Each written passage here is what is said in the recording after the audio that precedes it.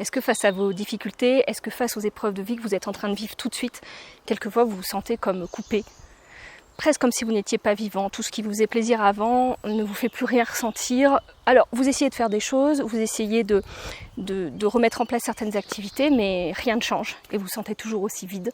Et peut-être vous êtes tombé par hasard sur cette vidéo, parce que vous cherchez à comprendre ce qui vous arrive, vous êtes au bon endroit.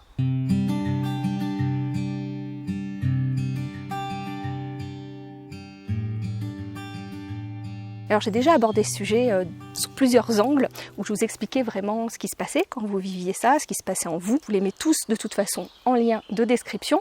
Mais aujourd'hui j'ai envie de l'aborder sur un angle nouveau. J'ai envie d'essayer de faire des contenus un petit peu plus personnels. C'est pour ça que je le mettrai dans une playlist spéciale que j'appellerai personnelle, où finalement je vous parle d'un sujet, plus en vous parlant finalement de vous à moi, à travers cette vidéo. Donc pour les personnes qui ne me connaissent pas, qui tombent par hasard sur cette vidéo, je me présente, je m'appelle Aurore, je suis psychologue. J'ai monté cette chaîne YouTube qui s'appelle Glyfactory parce que je vis avec des soucis de santé depuis de nombreuses années et que j'ai souhaité créer un espace de ressources pour les personnes vivant soit avec des problèmes de santé, mais tout simplement qui faisant face à des épreuves de vie. Aujourd'hui, je vous parle de ce sentiment de vide intérieur, plutôt de ce non-sentiment, du fait de vous sentir complètement vide à l'intérieur de vous, de ne plus savoir ce que vous aimez, de ne plus savoir ce que vous avez envie, que plus rien ne vous fasse ressentir quelque chose d'agréable en vous, ou même désagréable, cette sensation d'être coupé de soi-même. Quand on sent ce vide-là au fond de soi, souvent notre première démarche, et qui est logique, c'est qu'on va essayer de se remplir. C'est-à-dire que là, ce qu'on ressent, c'est tellement vide, c'est tellement lourd, c'est tellement, j'allais dire vaseux, enfin, c'est pas agréable, c'est flou, c'est le brouillard, enfin on se sent pas bien, on ne sait pas pourquoi, on essaye de faire des choses qu'on aime, ça ne marche pas, on est avec les gens qu'on aime, on n'a pas envie de rentrer en communication avec eux parce que c'est comme si on n'était pas là, pas présent. Aujourd'hui j'avais envie de parler d'une chose qu'on fait souvent, c'est que face à ce vide, on va chercher à se remplir.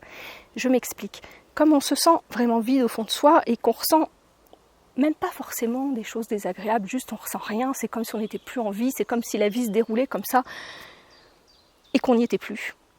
Qu'est-ce qu'on va essayer de faire? Et c'est logique, on va se dire bon, il faut que je retrouve des choses qui me font plaisir, donc il faut que je me mette en action, il faut que je fasse des choses et on va se pousser ou non d'ailleurs, mais on va essayer de mettre plein de choses en place dans sa vie pour pouvoir ressentir de nouveau. Et bizarrement, quelquefois plus on fait ça, peut-être ça marche comme ça à court terme ponctuellement, mais dans le temps, plus on se sent vide, plus on se sent coupé, plus on se sent pas bien, et on peut se dire j'ai fait quelque chose de mal, et on est encore dans ce processus d'être dans l'hyper réflexion, j'allais dire l'hypercognition, mais d'essayer à tout prix de reprendre le contrôle, de comprendre ce qui se passe, de voir ce qu'on peut faire pour ne plus ressentir ça. Et c'est un cercle vicieux comme ça, parce que plus on va faire ça, plus en fait on va encore plus se couper. Parce qu'en fait, ce qu'il se passe quelquefois, peut-être que ça ne vous parlera pas, mais peut-être que ça vous parlera, c'est que si on ressent ce vide-là intérieur, c'est justement parce qu'on est déjà trop plein. Je m'explique, c'est parce qu'on est trop plein de tout ce qu'on vit au quotidien. Si vous me suivez sur cette chaîne YouTube, c'est sûrement même, que vous faites face à une épreuve de vie, à quelque chose de difficile. Et du coup, tout ça, ça ajoute de la charge en vous, ça ajoute des choses à gérer, ça ajoute des choses à processer pour votre corps, que ce soit si vous vivez avec une maladie chronique, tout ce qui se passe pour essayer de retrouver l'équilibre avec vos problèmes de santé, que ce soit avec des problèmes de santé mentale ou avec d'autres problématiques, des problématiques anxieuses ou autres, c'est beaucoup, vous avez beaucoup plus de charge à gérer que la majorité des gens au quotidien, parce que vos systèmes, on va dire, ont plus de mal à retrouver l'équilibre pour plein de raisons différentes, et l'objectif c'est pas d'en parler dans cette vidéo, donc pareil, je vous mettrai des ressources, d'autres vidéos dans la description, mais on va essayer de faire comme avant, c'est-à-dire on va se dire là, avant quand je me sentais pas bien, j'allais voir des amis, j'allais courir. Quoique si vous vivez avec une maladie chronique, vous n'irez pas courir, je pense. Je regardais un film que j'aimais bien, je faisais un jeu avec mes enfants, enfin je dis n'importe quoi. Et là, quand vous faites ça, il ne se passe rien. Parce qu'en fait, votre corps, votre cerveau, quelquefois, cette sensation de ne plus ressentir, elle est là justement parce qu'il y a trop à ressentir. C'est assez surprenant, c'est assez paradoxal. Mais à un moment donné, quand votre corps a trop de choses à gérer, ce qu'il va faire, c'est un mécanisme de protection, il va couper. il va couper tout ça, il va se dire je peux plus gérer, donc je vais couper l'accès à la conscience, à tous ces ressentis, pour pouvoir le gérer plus tard, parce que là c'est trop de stress et le corps n'est plus capable de gérer tout ce stress. Et vous, qu'est-ce que vous allez faire? Vous allez dire je vais rajouter d'autres choses parce que c'est pas normal que je ressente ça, et parce que peut-être vous avez peur de vivre une dépression, peut-être vous avez peur d'être en train de vous laisser aller, peut-être il y a de la culpabilité, peut-être il y a plein de choses, et du coup vous essayez à tout prix de ressentir de nouveau. Mais en fait, qu'est-ce qui se passe quand vous ressentez de nouveau? Vos mécanismes de protection en vous, ils disent allez, je coupe parce que là c'est trop. Et vous, qu'est-ce que vous faites? Vous dites non, allez, je pousse, je rajoute, j'essaye de faire des choses. Donc le mécanisme de protection, il va pousser encore plus fort. Et du coup, vous vous retrouvez à être en combat contre vous-même. Alors, je ne vous dis pas que il faut abandonner, vous dire bon, ok, je ressens ça et je fais plus rien. Non, c'est pas du tout l'objectif de ce que je veux vous dire. Ce que je veux vous dire, c'est que d'une, allez essayer de réfléchir à comment je peux faire pour ressentir de nouveau. Déjà, la première étape, c'est de se dire que si il y a cette coupure-là, même si vous ne la comprenez pas, elle a une raison d'être. Elle a une raison d'être. Et ce n'est pas forcément avec votre raison que vous allez la trouver. Je dis raison d'être et raison. Mais ce n'est pas avec vos cognitions que vous allez comprendre le pourquoi du comment. C'est plus en vous reconnectant à ce qui se passe en vous, au fond de vous. Et je sais comme il est difficile de se reconnecter à soi, quand on se connecte, on a 15 000 messages contradictoires, quand on vit avec une maladie chronique et qu'on ne comprend pas ce qui se passe en nous, qu'il n'y a plus rien de logique. Finalement, on se dit mais comment je peux me reconnecter à moi? Donc je vous mettrai là-haut, j'avais fait un podcast là-dessus, peut-être vous trouverez des pistes. Et puis aussi je vous remettrai, j'ai fait un article aussi là-dessus. Là c'est pas forcément l'objectif aujourd'hui, mais ce que je veux dire, c'est que au lieu à tout prix de vous dire je vais essayer de comprendre ce qui se passe et essayer de trouver une stratégie, en fait où vous allez faire beaucoup, vous allez agiter beaucoup de contrôle à tout ça. Le contrôle c'est quoi? C'est de la résistance. Le contrôle c'est dire il faut pas que je ressente ça. Et qu'est-ce qui va se passer quand on essaye de contrôler à tout prix? Et encore une fois, il n'y a pas de culpabilité à avoir. C'est normal que vous essayiez de contrôler. C'est normal, vous essayez de vous en sortir, vous essayez de trouver une solution. Et c'est super et c'est très bien de réagir comme ça. Mais peut-être que vous pouvez essayer de trouver une solution avec quelque chose de plus utile. Et cette chose la plus utile, c'est peut-être de faire preuve de douceur envers vous-même. C'est peut-être dans un premier temps de vous dire ok, là c'est une journée où vraiment je me sens vide, je me sens mal. Mais peut-être que je ne vais pas me juger de ça aujourd'hui. Juste vous donner... Je sais que c'est désagréable, je sais que c'est horrible de ressentir ça, je sais que ça fait très peur, mais peut-être pouvez-vous essayer de vous donner une journée, juste une. Demain, vous reprendrez vos stratégies habituelles. Juste essayez une journée de vous dire aujourd'hui, c'est ok que je ressente ça, que je ne ressente pas. Aujourd'hui, je me donne le droit de ne pas ressentir. Aujourd'hui, je ne me mets pas la pression. Aujourd'hui, je ne me culpabilise pas. Aujourd'hui, je me dis c'est ok de ressentir ça. Et déjà d'apaiser votre physiologie à ce niveau-là, même si vous avez l'impression que ça ne fait pas une grosse différence, franchement, rien qu'une petite journée, des fois, ça peut faire une différence. Rien que de vous laisser la paix, de vous laisser le droit pendant une journée d'être là où vous en êtes. Parce que souvent, quand on vit des choses difficiles et qu'on essaye à tout prix d'en sortir, et comme je vous dis, c'est tout à fait normal, on se rajoute une pression énorme.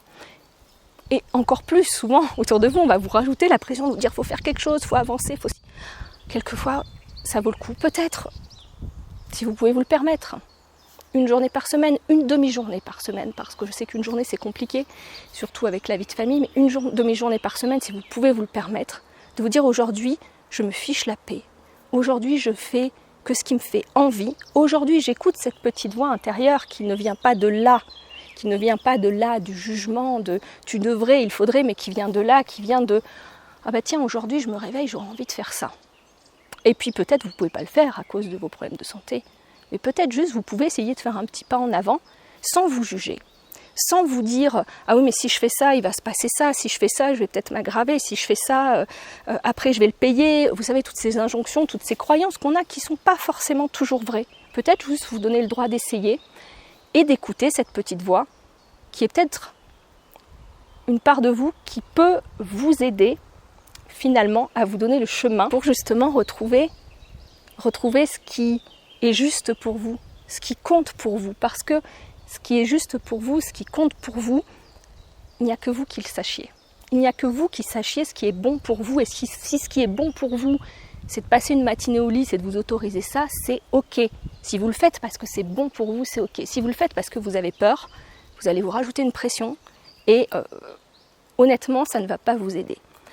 Si vous avez envie d'aller vous balader, je prends l'exemple, si vous avez envie d'aller vous balader tout seul, faire un petit tour, mais qu'il y a plein de petites voix qui viennent d'ici, qui vous disent « Ouh, mais c'est pas assez risqué, et si tu ne peux pas rentrer après, et c'est un peu égoïste parce que aujourd'hui tu es en famille, et c'est un petit peu égoïste de faire ça, et de ci, et de ça, et de ça », bah faites un petit pas, faites-le quand même, et ne vous jugez pas sur ce que vous ressentez ou ne ressentez pas, parce que quelquefois c'est ça aussi, on va essayer de mettre des choses en place, et puis on se ressentira vide, et puis on se ressentira mal, et puis on se dira « J'aurais pas dû le faire parce que finalement ça m'a pris de l'énergie, mais ça m'a pas fait du bien ». Mais essayez de cultiver cette façon d'écouter votre cœur, d'écouter ce qui résonne pour vous, d'écouter ce qui est juste pour vous dans l'instant présent. Et je sais que c'est compliqué d'être dans l'instant présent, de ne pas anticiper, de ne pas contrôler, mais le fait d'être dans l'instant présent et d'écouter cette petite voix quand elle arrive, même si c'est compliqué, même si c'est pas ça qui va vous guérir, mais en tout cas ça va vous donner, ça va donner à votre physiologie, à votre neurologie des moments de pause, des moments où vous êtes en paix, on va dire. Ça va être des moments qui, même si quelquefois ils vous prennent de l'énergie, ça va vous en redonner également. C'est ce qu'on appelle des moments ressources. Et les moments ressources, vous êtes la seule personne à savoir de quoi ils sont faits. Alors arrêtez d'essayer de regarder l'extérieur, de dire bon, ok, là je ressens rien, je me sens vide, qu'est-ce que je pourrais essayer de faire? Est-ce que je peux mettre en place une stratégie? Est-ce que je pourrais pas faire ça ou je pourrais pas faire ça? Juste prenez un moment pour vous recentrer. Alors je ne vous dis pas de méditer, parce que pour certaines personnes, et ça aussi je vous mettrai une vidéo là, pour certaines personnes, si vous avez l'habitude comme ça de vous couper de vos sentiments, enfin vous avez l'habitude, c'est pas vous, vous le faites pas consciemment, de vous couper de vos sensations, de vos sentiments pour vous protéger, la méditation c'est peut-être pas la meilleure option. Mais par contre juste prendre un petit moment où vous êtes un petit peu plus calme, un petit peu plus en paix pour vous poser ces questions. De quoi j'ai envie tout de suite? De quoi j'ai besoin? Qu'est-ce qui compte pour moi? Qu'est-ce qui serait juste pour moi tout de suite? Et de ne pas voir à une semaine, un jour, quelques heures. Juste faire ce qui compte pour vous tout de suite. Alors vous allez vous dire, c'est complètement paradoxal ce que tu es en train de nous dire, Aurore, puisque tu nous dis qu'il ne faut pas faire d'activité, il ne faut pas rajouter, parce que déjà cette sensation, elle vient d'un trop-plein. Et à la fois, tu nous dis de faire des choses. Mais en fait, il y a une nuance, et cette nuance, c'est pourquoi je fais les choses. Si je les fais parce que ça compte pour moi, parce que c'est juste pour moi, parce que à un moment donné, c'est quelque chose qui est une activité qui va me ressourcer. Alors, j'ai pas envie de rentrer dans les détails, parce que là, finalement, je suis presque à repartir et à vous expliquer pourquoi ça serait logique. Pourquoi, finalement, quand les gens vous parlent d'alignement, de faire quelque chose qui est aligné, ça vous prend moins d'énergie. Je vous ferai des contenus spécifiques. Si ça vous dit, dites-le moi en commentaire. Je vous ferai des contenus pour vous expliquer ce qui se passe dans votre système nerveux et pourquoi ça peut vous redonner de l'énergie, pourquoi ça peut vous permettre avec le nerf vague justement d'apaiser votre physiologie et de vous faire du bien. Mais là je m'éloigne un petit peu de mon objectif. Ce que je veux juste vous dire, ce n'est pas de faire une activité ou de ne pas la faire, c'est plus pourquoi je la fais. Si je la fais pour ressentir à tout prix, honnêtement, vous n'allez rien ressentir du tout. Parce qu'il va y avoir encore plus de protection, comme je vous disais tout à l'heure. Si vous la faites parce qu'à un moment vous vous dites peu importe ce que ça donnera, si je ressens rien, mais là tout de suite ça me paraît juste de la faire. À ce moment-là, il y a de grandes chances pour que petit à petit, ça allège un peu la charge qui pèse sur votre système nerveux, la charge que vous avez, et que petit à petit, ça vous redonne de l'énergie parce que ça va mettre votre système nerveux d'une certaine manière qui va vous permettre de récupérer là où avant vous ne récupériez pas et vous étiez toujours dans ce système de protection qui coupait tout. Et ce système de protection qui coupe tout, même s'il est très très utile à court terme et qui se met en place parce qu'il a été très utile à un moment donné dans votre vie, eh bien il a aussi des grosses conséquences sur la santé, sur tout ce qui change dans le corps. Donc voilà, j'avais juste envie de vous parler de ça. Je ne sais pas si ce type de format comme ça qui n'est pas du tout qui n'a pas du tout été réfléchi, qui est complètement spontané, peut vous parler ou pas. Dites-le moi en commentaire, dites-moi surtout les sujets sur lesquels vous avez envie de trouver des contenus parce que c'est des choses qui sont difficiles pour vous. Et puis je vous ferai peut-être ce type de contenu qui est un petit peu un contenu qui est entre ce que je faisais, les capsules. Si vous ne les avez pas vues, je vous les mets en dessous. Et les nouvelles vidéos que je fais qui s'appellent Dans ma peau. Voilà. Je pense que je vais arrêter complètement les capsules, c'est même sûr. Donc je pourrai le remplacer par ce type de format-là. Sur ce, je vous souhaite une journée la plus douce possible. Et prenez bien soin de vous. Au revoir.